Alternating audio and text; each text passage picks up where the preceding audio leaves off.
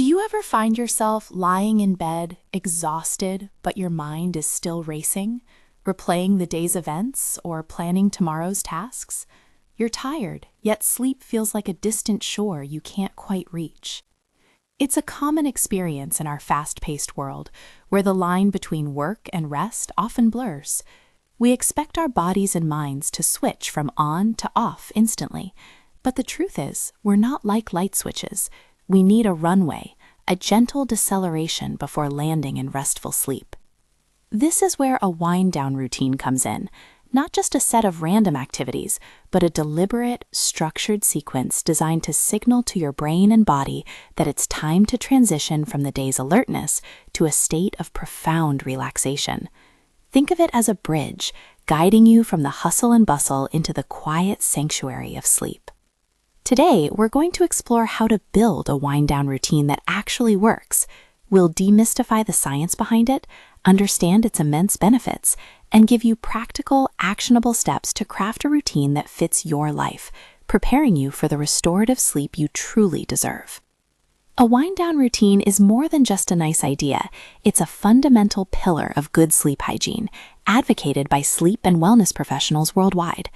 It's a dedicated period, typically 30 to 60 minutes of calming activities, nestled within a broader 60 to 90-minute window before you plan to be asleep.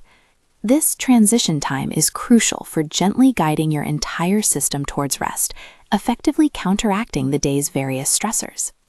The benefits of consistently embracing this practice are profound, both physiologically and psychologically. For starters, it reliably leads to improved sleep quality.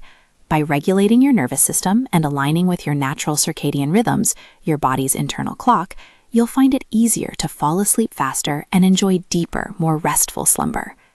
Beyond sleep itself, a good wind-down routine is a powerful antidote to stress and anxiety.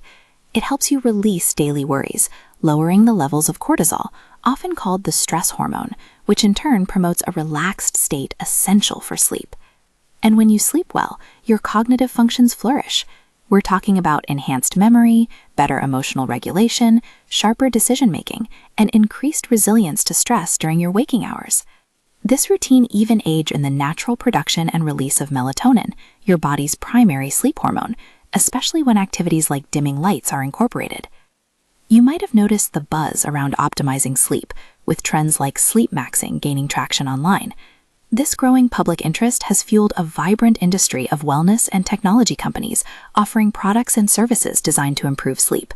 From meditation apps like Calm and Headspace to smart devices like Oura Ring and Hatch that track sleep and aid in winding down, to specialized platforms offering personalized guidance, the world is recognizing the critical importance of a good night's rest. Even health organizations are championing wind-down routines as a cornerstone of mental well-being. It's clear that this practice isn't just a trend, it's an increasingly recognized necessity. So, how do you actually build one? Let's break it down into practical, bite-sized steps. First, timing is everything. Aim to start your wind-down period 60 to 90 minutes before your desired bedtime. Within this window, dedicate 30 to 60 minutes to your core relaxing activities. This gives your body ample time to shift gears. Next, optimize your environment. Transform your bedroom into what we call a sleep sanctuary. This means making it dark, quiet, and cool, ideally between 60 to 67 degrees Fahrenheit or 15 to 19 degrees Celsius. Ensure it's comfortable and tidy. A calm space fosters a calm mind. Now, let's talk about relaxing activities you can incorporate. There's a wide menu to choose from, so you can truly personalize your routine. Consider a warm bath or shower. The warmth helps relax your muscles, and the subsequent slight drop in body temperature after you get out signals to your brain that it's time for sleep. Reading a physical book with non-stimulating content can be incredibly effective. Think fiction, a gentle biography, or even poetry.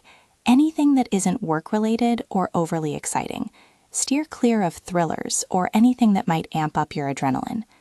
Journaling or practicing gratitude is a fantastic way to declutter your thoughts and manage any lingering worries. Jot down your to-do list for tomorrow, write about things you're grateful for, or simply express your feelings. Getting thoughts out of your head and onto paper can be profoundly freeing.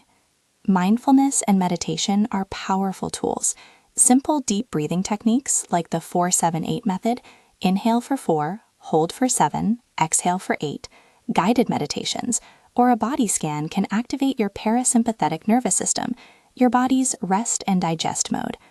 Gentle movement like light stretching or restorative yoga can release physical tension without stimulating your system. This isn't about a vigorous workout, it's about slow, deliberate movements that soothe your muscles. Aromatherapy with calming essential oils like lavender or chamomile, used in a diffuser or applied topically, can create a sensory cue for relaxation. Our sense of smell is strongly linked to memory and emotion, making it a powerful tool for signaling rest. Calming sounds such as soothing music, nature sounds, or even white or brown noise can mask disruptive noises and help quiet a busy mind. And for some, a mindful skincare routine can be a wonderful ritual, a quiet, pampering moment that signals self-care and relaxation. Now, equally important, let's talk about activities to avoid during your wind-down period. The biggest culprit, screens and blue light. Electronic devices emit blue light, which can suppress melatonin production. Aim to avoid screens, your phone, tablet, computer, and even TV for at least 30 to 120 minutes before bed. This is a non-negotiable for many sleep experts. Stimulants like caffeine and nicotine are obvious disruptors. Be mindful of caffeine intake after mid-afternoon, or at least 6 to 8 hours before bed. And while alcohol might make you feel drowsy initially, it actually fragments sleep later in the night, leading to less restorative rest. Heavy or spicy meals too close to bedtime can lead to indigestion and discomfort, disrupting your sleep. Try to finish eating 2 to 3 hours before you plan to lie down. And finally, steer clear of stressful activities. This includes work-related tasks, intense conversations, or anything that raises your adrenaline or cortisol levels. The goal is to calm, not excite your system. The core principles underpinning an effective wind-down routine are consistency and personalization. Your routine must be consistent, even on weekends, to train your body to recognize these cues for rest. Yet it also needs to be personalized and flexible enough to genuinely promote your individual relaxation. What works for one person might not work for another, and that's perfectly okay. In our quest for optimal sleep, a few areas often spark discussion. For instance, the exact duration of blue light avoidance is still debated. Is it 30 minutes, an hour, or 2? And how effective are those blue light filters really? While the science on filters is mixed, avoiding screens altogether remains the strongest recommendation.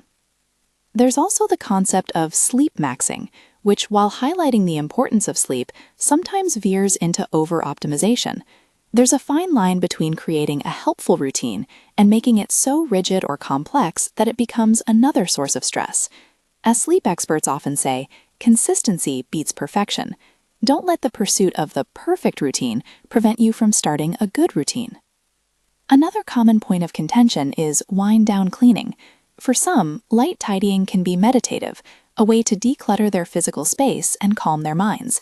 For others, it just adds another item to the evening's to-do list, creating more stress. It's important to tune into your own reaction to these types of activities. The efficacy of supplements like L-theanine, CBD, or magnesium, and external aids like weighted blankets is also a topic of ongoing discussion. While some find them helpful, it's important to remember they often supplement rather than replace fundamental behavioral changes. Always consult a healthcare professional before starting any new supplements. Ultimately, while there are universal recommendations, individual variability is key. There's no single best activity that works for everyone. The journey is about discovering what truly helps you unwind, relax, and transition effectively into sleep. So, where do you begin? Start small. Choose just 1 or 2 activities that genuinely appeal to you from the to include list. Maybe it's turning off screens 60 minutes before bed and reading a book for 20 minutes.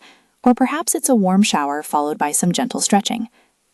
Commit to these activities consistently for a week. Notice how you feel. Do you fall asleep faster? Do you feel more rested in the morning? Adjust and iterate as you go. Your wind-down routine is a dynamic practice meant to evolve with you. Building a wind-down routine that actually works isn't about rigid rules or achieving perfection. It's about consciously creating a calming space and a gentle transition for your mind and body.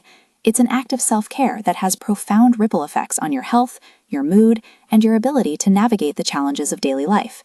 Remember, restorative sleep isn't a luxury, it's a necessity. By investing a little time and intention each evening, you're investing in a healthier, happier, and more resilient you. Start tonight. Your future self will thank you for it.